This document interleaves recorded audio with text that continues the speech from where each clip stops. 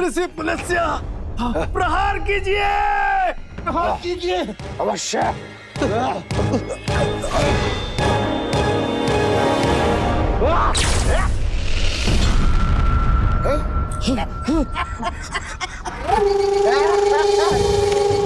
बस इतनी ही शक्ति है आपके ज्ञान की ऋषिवर, है?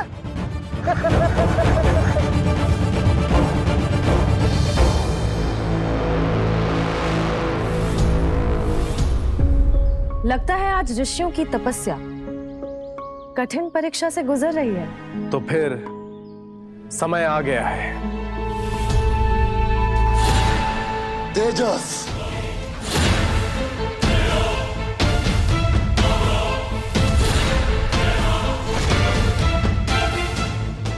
तुम्हारा आज का पाठ है वो असुर।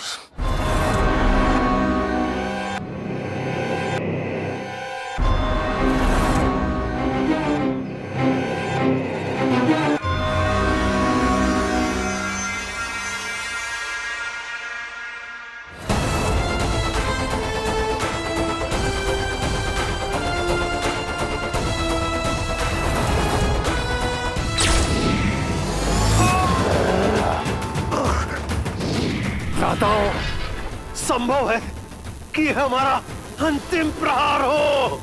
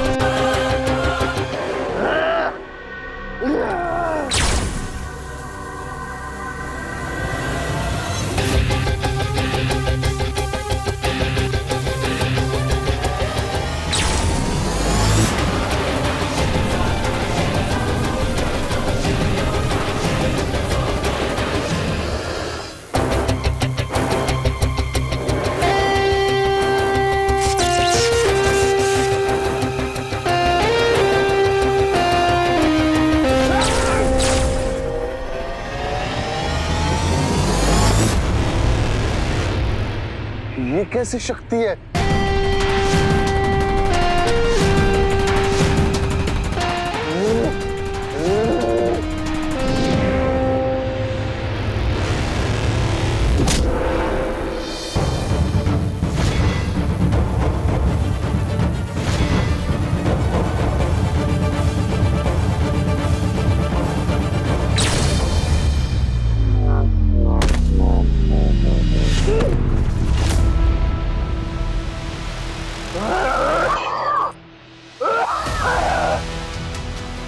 मैं वापस लौटूंगा और तब तुम सबका विनाश होगा।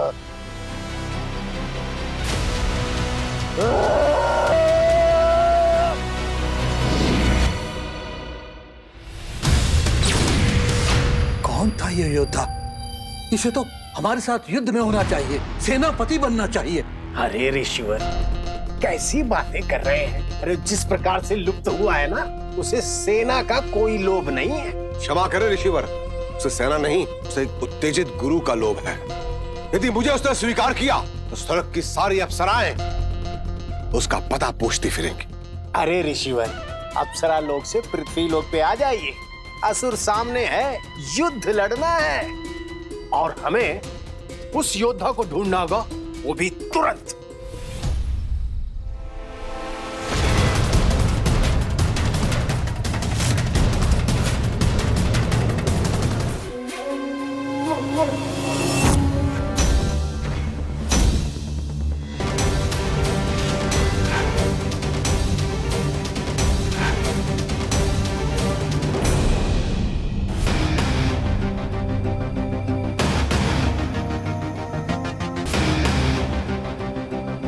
प्रणाम गुरुदेव। प्रणाम गुरुमा। फिर वही दृश्य, युद्ध, अग्नि और विनाश। तुम्हें स्वप्न में भी शांति नहीं मिलती बालक? मिलती है ना गुरु, लेकिन तब तक जब तक आपकी दंड या परीक्षा याद ना आ जाए। पराशर, कल के असुर परीक्षा के बाद 2 शब्द प्रशंसा के कह देते तो देवलोक पलट नहीं जाता। 2 शब्द आज, 2 शब्द कल, और तीसरे दिन शिष्य स्वयं को गुरु समझने लगता है। तो केवल एक शब्द बोल दीजिए गुरुदेव, मैं बाकी की कल्पना कर लूंगा। परंतु सत्य तो ये है कि जहां 3 ब्रह्म ऋषि विफल हो गए, वहां तेजस ने अपनी आंख झपटते ही असुर को गिरते हुए देखा। तो इसमें अद्भुत क्या है? सत्य तो यह है कि वो असुर निर्बल था। आश्चर्य की बात है ऋषिवर, तेजस के सामने सब निर्बल ही लगते हैं। ऐसे बल की चर्चा रोके नहीं रुकती। अब वे ब्रह्म ऋषि तेजस की खोज में जुट गए होंगे। गुरुदेव, ब्रह्म ऋषि मतलब वह मुझे महास्थल गुरुकुल ले जा सकते हैं, जिसकी प्रवेश परीक्षा 10 वर्ष में एक बार होती है। अगर मुझे महास्थल गुरुकुल जाने का अवसर मिल जाए।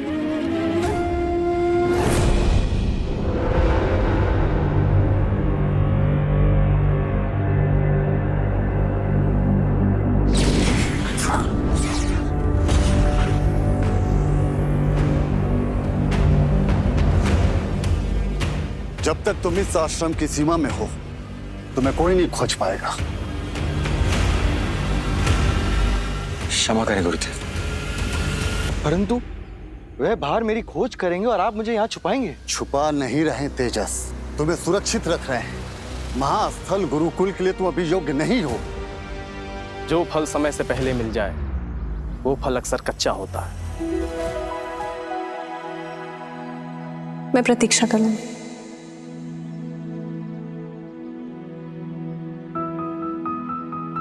जी गुरुदेव।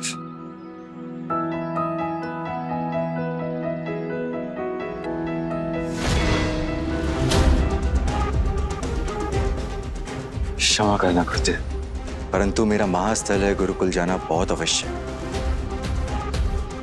मैंने भी वचन दिया है।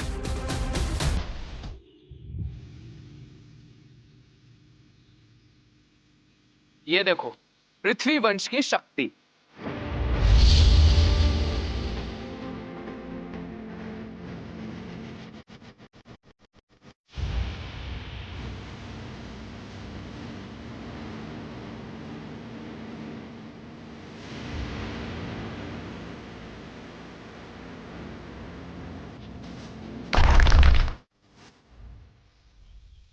पृथ्वी वायु वंश की तुलना में यह कुछ भी नहीं।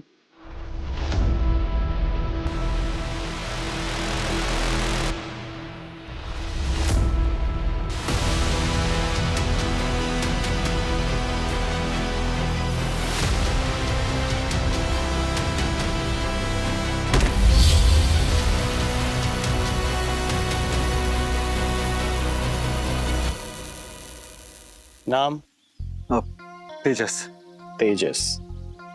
आयु? 35। आयु? 35। उम्र सुनी? 35 वर्ष। इसे पता नहीं है कि ये गुरुकुल है, वनप्रस्थ आश्रम नहीं।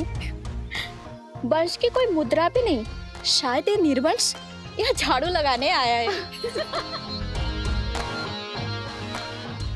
तेजस,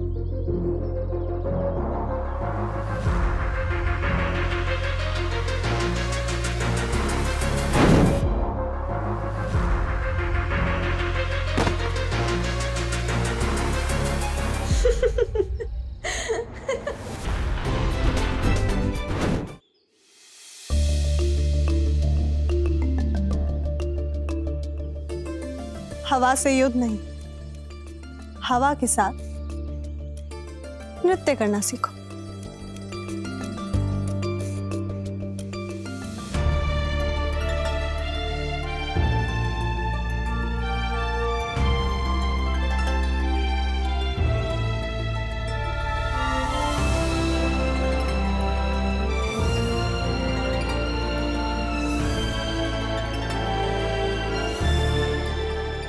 हाथ उठाओ, हाथ उठाओ।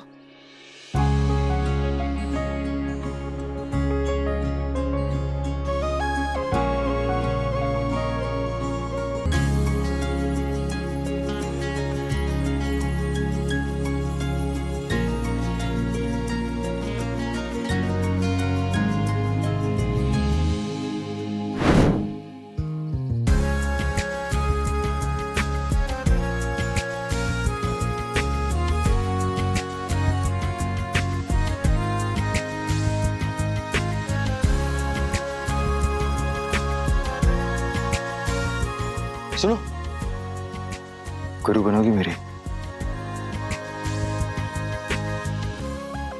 मैं खुद एक विद्यार्थी हूँ और मुझे महास्थल गुरुकुल में स्वीकार लिया गया है। तुम भी वहां प्रवेश लो, मैं प्रतीक्षा करूंगी। वचन देता हूं, जरूर आऊंगा। तुम आ गए? वचन दिया था तुम, इसलिए सारे युद्ध पार करके आ ही गए।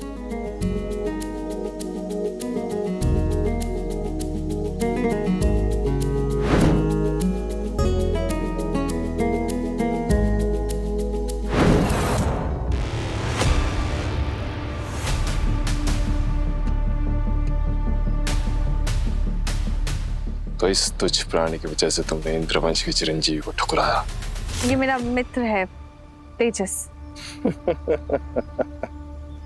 मित्र?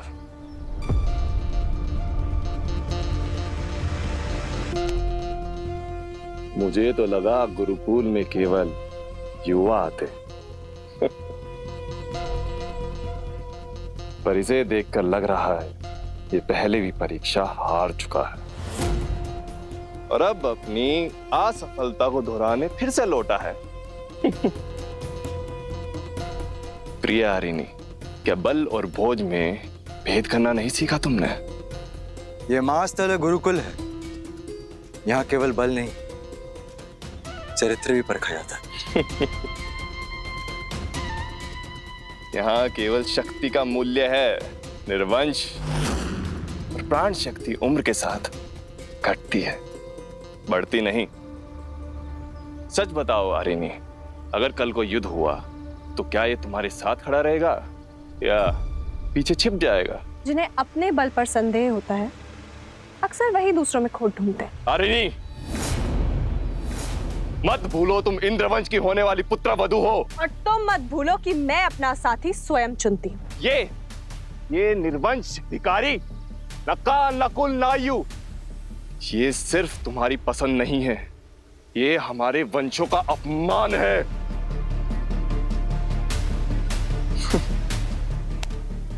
बताओ निर्वंश, तुम मेरे कितने प्रहार सह सकते हो?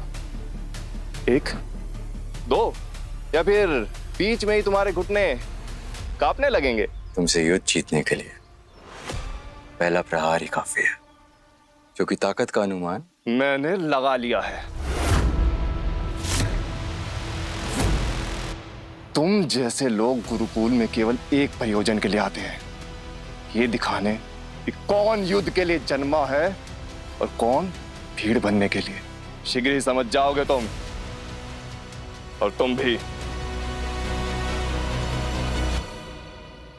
यहाँ उपस्थित सभी विद्यार्थी उम्मीदवार, आप सभी का महास्थल गुरुकुल में स्वागत है। आपकी परीक्षा शीघ्र ही प्रारंभ हो जाएगी, किंतु इस वर्ष केवल एक ही विद्यार्थियों का चयन किया जाएगा।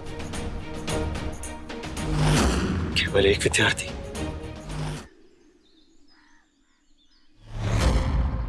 ये तुम्हारा प्रथम पड़ाव है, प्राण चक्र। इसे ब्रह्म ऋषि पुलत्स्य ने अभिमंत्रित किया है। आरिनी, उचित पद्धति दर्शाइए।